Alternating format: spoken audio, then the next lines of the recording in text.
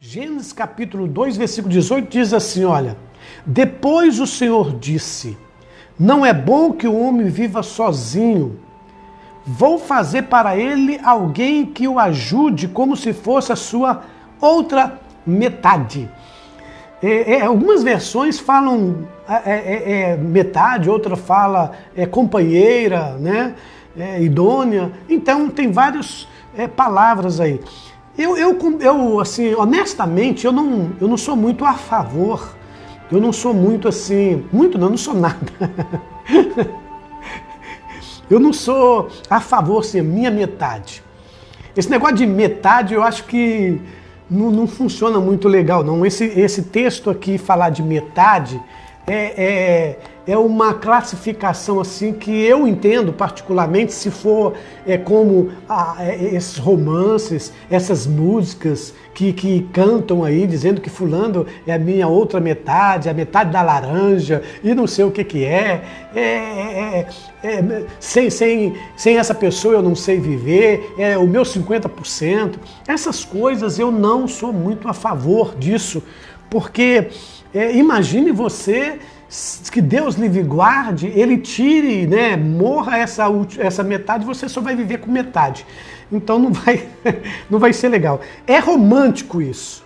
Eu vejo isso como um romance bacana, né? Por caso romântico, você olhar para a sua companheira e você falar para ela, olha, você é minha metade, você me completa, você é a minha outra banda da laranja, e etc, etc. É até romântico isso. Olhar por esse lado, de ter um filho, ou de ter uma filha, de que ambos precisam ceder, ambos precisam se doar para que formam um terceiro, aí tudo bem, nós temos lógica. Agora, pegar isso como um casamento, fulano de tal é minha metade, fulano de tal é a minha outra banda da laranja, meu ministério é 50% da minha esposa, essas coisas aí eu não sou muito, eu particularmente, eu tô falando, Márcio Fernandes, né? Eu não sou muito a favor não. Todo mundo foi criado por Deus, 100%, né? E você sabe viver sem o seu esposo sabe viver sem a sua esposa, porque antes de casar vocês viviam, né? Isso eu não estou dizendo para vocês se separarem de maneira alguma. Isso eu até entendo que é para valorizar o outro, é para dizer ao outro, olha, é importante eu fazer parte da sua vida, né? É importante que eu entre na sua vida, é bom que você não fica só, como diz Deus, é bom que nós nos tenhamos uma relação, nós somos relacional, então nós vamos nos relacionarmos. E é esse o propósito de Deus aqui, quando Deus fala que Ele tirou de Adão e fez uma mulher e levou e disse, olha, aí está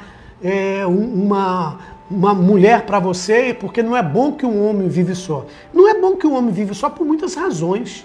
Não é bom que um homem vive só, não é bom que a mulher vive só, porque na verdade Deus ele criou o matrimônio, Deus criou o casamento, Deus criou o homem e a mulher para se relacionar, para a multiplicação da família, para fazer uma outra criatura, para criar os filhos, para encher a terra, que o homem sozinho não tinha condições de fazer isso. Deus podia ter feito isso, sabe? Deus podia muito bem já colocar muitos homens na terra, muitas mulheres na terra e colocar aquele número limitado, pronto e acabou. Mas Deus quis que sim, o homem e a mulher se junte e que esses dois, mutuamente, cada um Deus dá o seu 100%, né, dá o seu melhor, né, para o outro e oferece o seu 100% e o outro oferece o seu 100% e aí se juntam os 200% e tudo vai ser beleza.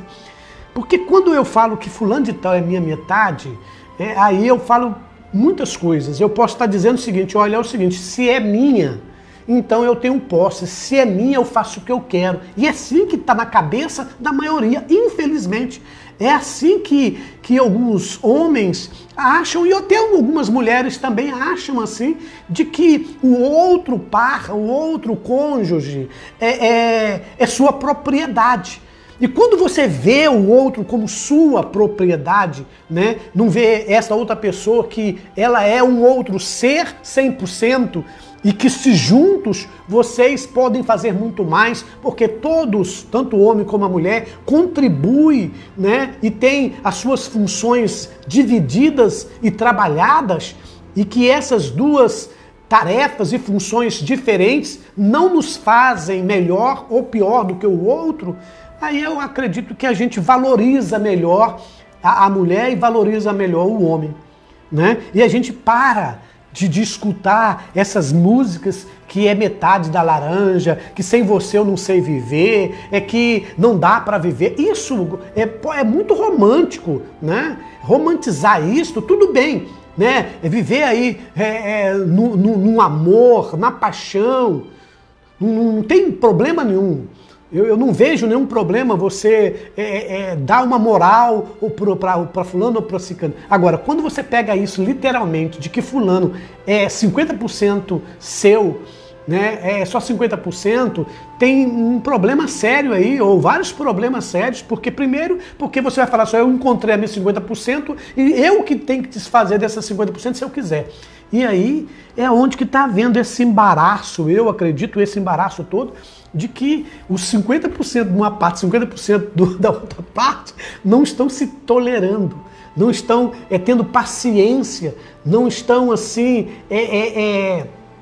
se amando.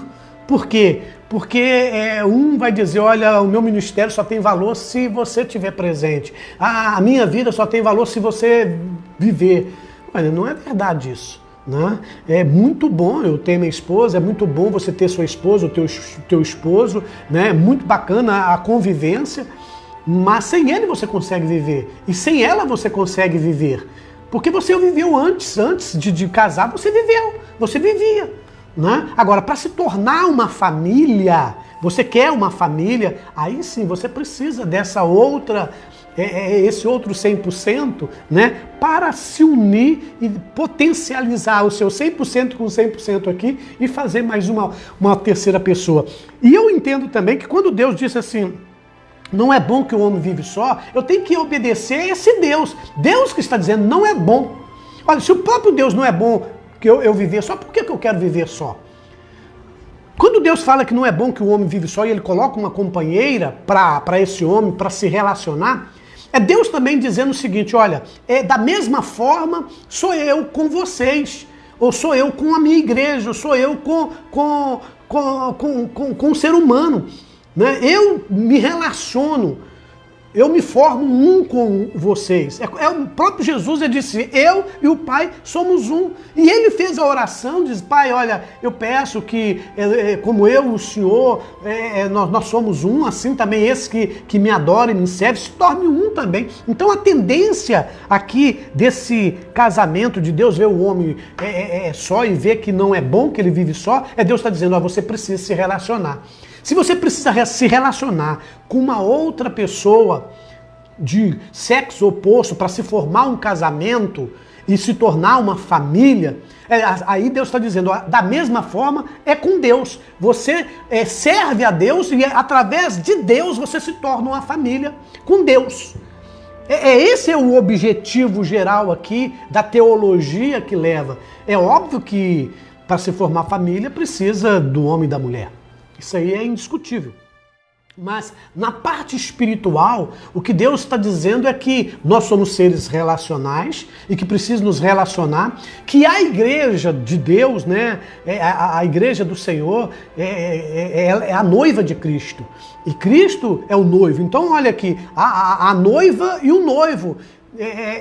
A noiva precisa do noivo, o noivo precisa da noiva. Só existe noiva porque tem um noivo, só existe um noivo porque tem uma noiva.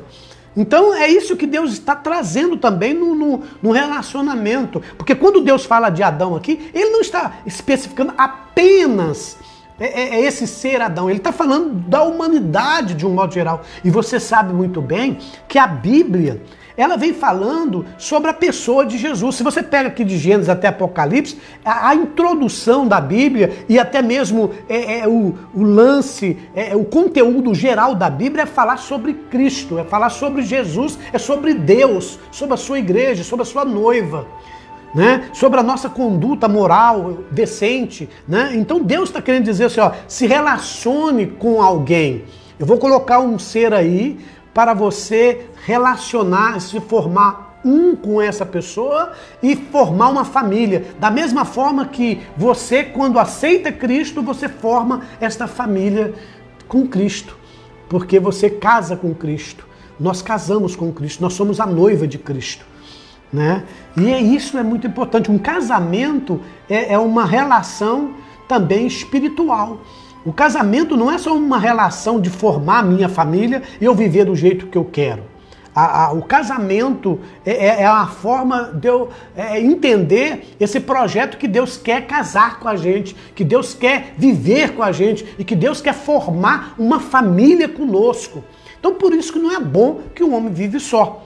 E quando você pega aqui que fulano de tal é a metade da sua laranja, fulano de tal você não consegue viver sem esta pessoa, aquela coisa toda, né? É igual eu estou falando já, repetindo aqui, para um romance é uma coisa bonita, os cinemas estão aí, né?